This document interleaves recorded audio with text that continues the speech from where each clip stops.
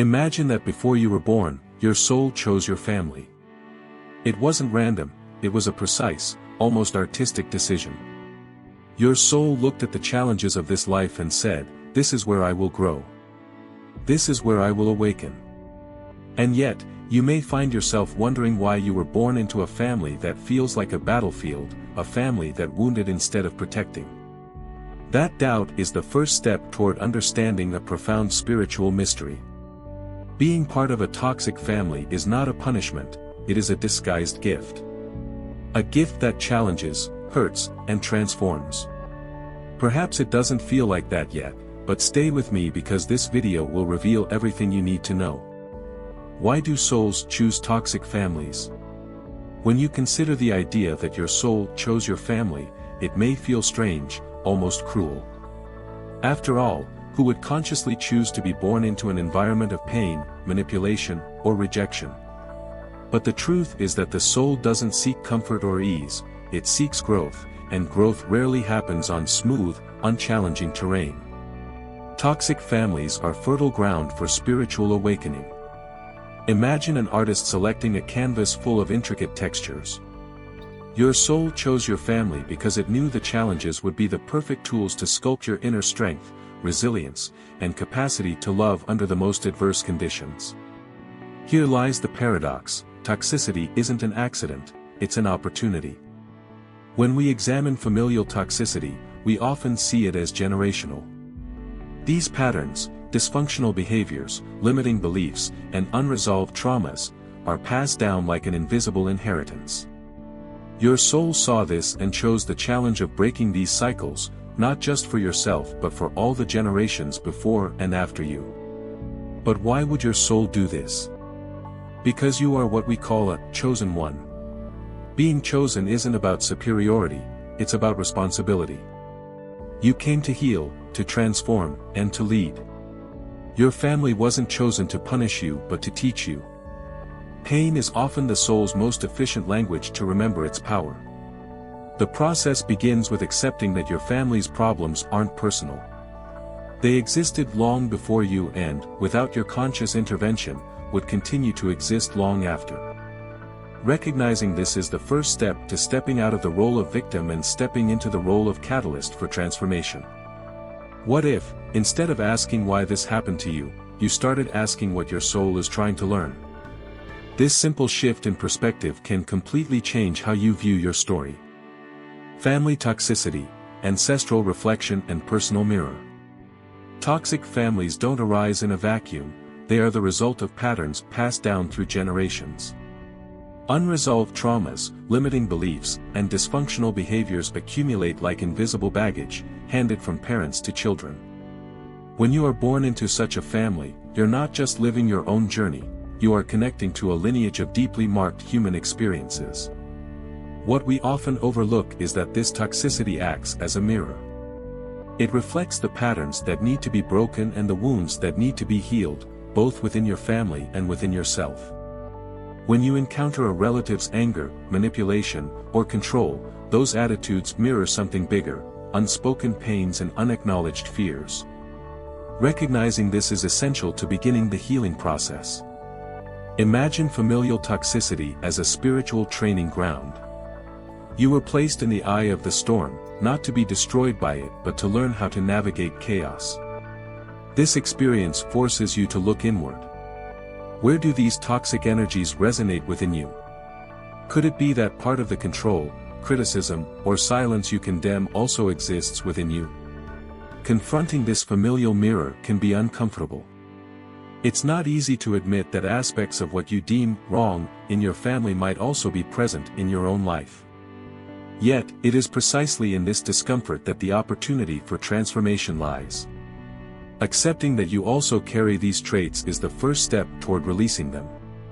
At the same time, it's important to understand that your family's pain is not yours. You are not responsible for the traumas passed down to you, but you are responsible for what you do with them. If you continue replicating the same patterns, you perpetuate the cycle. But if you choose to face them with courage and self-awareness, you can break the chain and create space for a new story. Have you ever wondered what it would be like to look at your family's mirror not as a victim but as a healer? What if every interaction, no matter how painful, was an opportunity to free yourself from what no longer serves you? That is the gift the mirror of toxicity offers. The path to healing, recognizing and breaking patterns. Healing the effects of a toxic family isn't about erasing the pain or pretending it never existed. It's about facing the wound with courage and understanding that it doesn't define who you are. But how do you begin the healing journey when the roots of the problem run so deep they feel like part of you? The first step is to recognize the patterns you've inherited. These patterns can manifest in many ways: difficulty trusting others, a relentless need for validation, fear of rejection, or even the unconscious repetition of dysfunctional behaviors. Identifying them is a painful but liberating process. Each pattern you recognize within yourself is an opportunity to choose a different path, one aligned with your truth. Healing also requires reconnecting with who you were before the traumas shaped you. Imagine that beneath all the layers of pain and conditioning, there exists a version of you that is free, authentic, and full of love. This is your essence. The work of healing involves peeling back these layers, slowly, with love and compassion. But healing isn't a linear process. Some days, you'll feel like you're moving forward, other days, it might feel like you're slipping back. This is normal.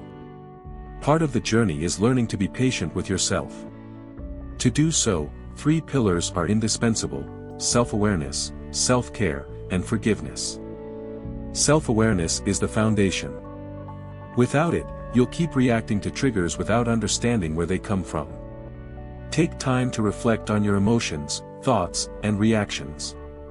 Ask yourself, why does this hurt so much? What old wound is this situation activating? The more you question, the closer you get to the root of the problem. Self-care is the fuel. Healing requires energy, and you need to care for yourself to sustain the journey. Practices like meditation, journaling, and therapy are powerful tools to help maintain balance. Remember, self-care isn't selfish, it's essential. And finally, there is forgiveness, not the kind of forgiveness that justifies or accepts what was done, but the kind that frees you from the need to carry the weight of the past. Forgiveness is letting go of the control that pain has over you. It's saying, I choose not to be defined by this.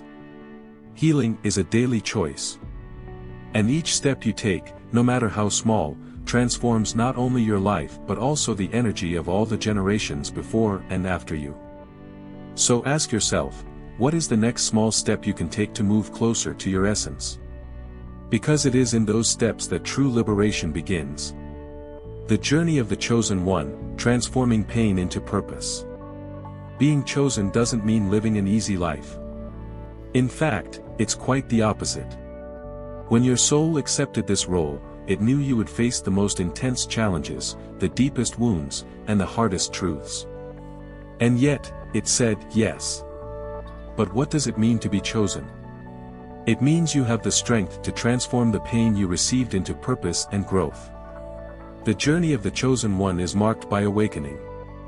At first, you may feel lost, overwhelmed by your family's toxicity, believing it's a punishment. But as you move along the path, you realize that every painful experience has a hidden purpose. It is shaping you, strengthening you, and teaching you the art of turning shadows into light. Transforming pain into purpose begins with deciding not to let pain define you. You are not what happened to you, you are who you choose to become despite it. For many chosen ones, this means using their experiences as fuel to help others. Perhaps you become a healer, a mentor, or simply someone who radiates empathy in their daily interactions. Purpose doesn't have to be grand, it just has to be true. But there's an important detail: transforming pain into purpose requires reconciling with your story. This doesn't mean romanticizing the suffering or justifying what happened, but accepting that it's part of who you are. Your pain isn't something to reject, it's something to integrate. It's when you stop fighting it and start working with it that your true power emerges. The next step in this journey is action. Purpose without action is just a dream. You need to turn the lessons you've learned into practical choices.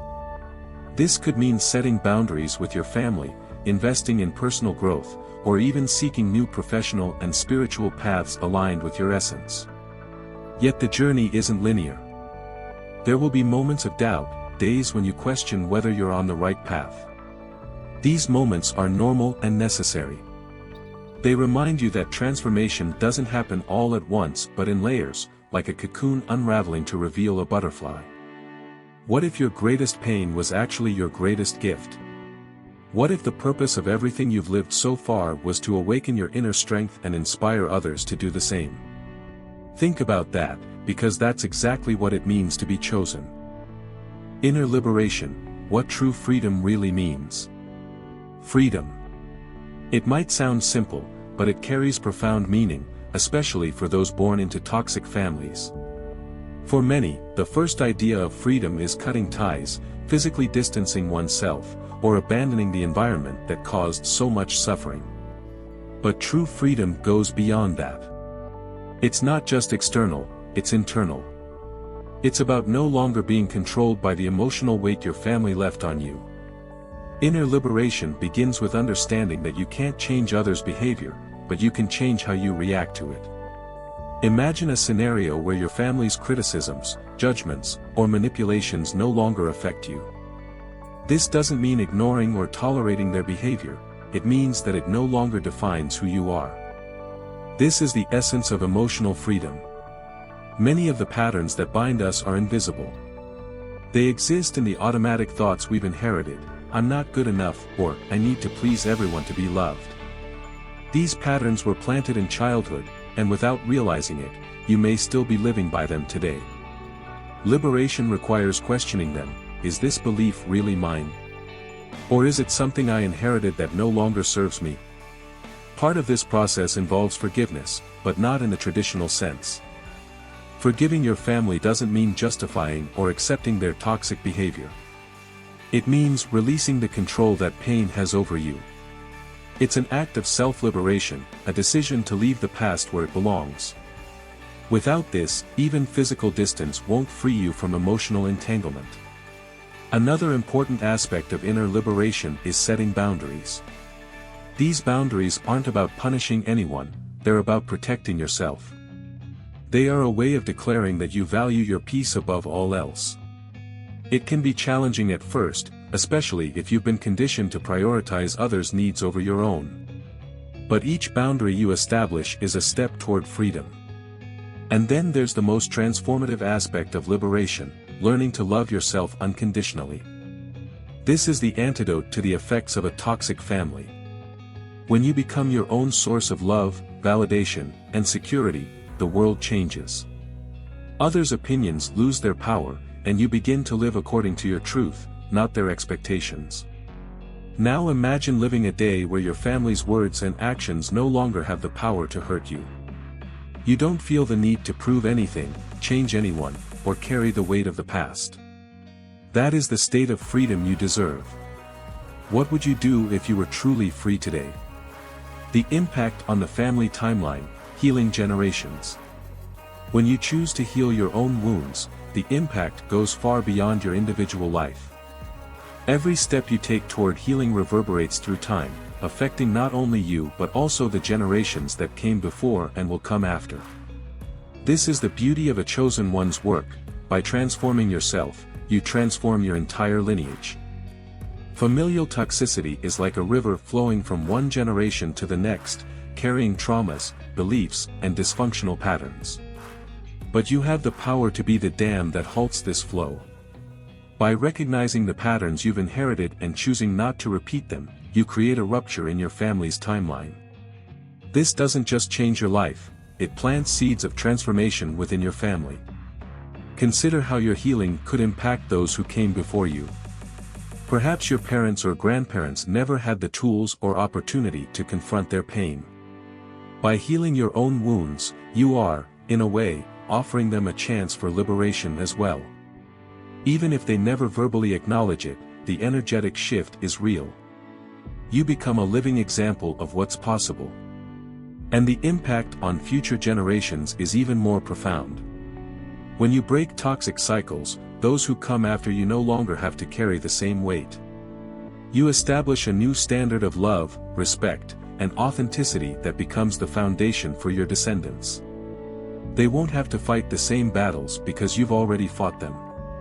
But the impact doesn't stop there. Your transformation also inspires current family members. Even those who resist or deny it will begin to notice that change is possible. Your journey may be the first step for them to face their own internal struggles.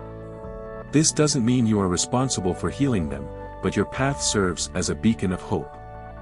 It's important to remember, though, that healing is not linear. Not everyone in your family will be ready to accept or understand what you're doing. Some may even resist or blame you for changing too much. This is part of the process. Your task is not to force their change but to continue your journey with authenticity and love. Ask yourself, what would your lineage look like if you fully embraced your healing? Imagine a future where the generations to come feel free to live with more lightness, love, and authenticity because you chose to do this work now. That is the true legacy of a chosen one. You weren't born into a toxic family by accident. It was your soul's choice, a call to grow, awaken, and transform.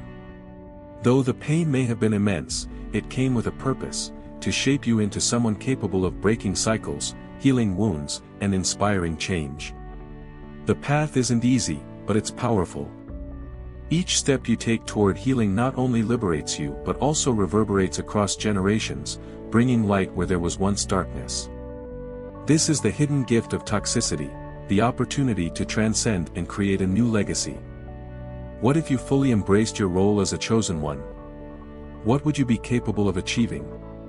Remember, you were born to transform, and that is the greatest gift of all.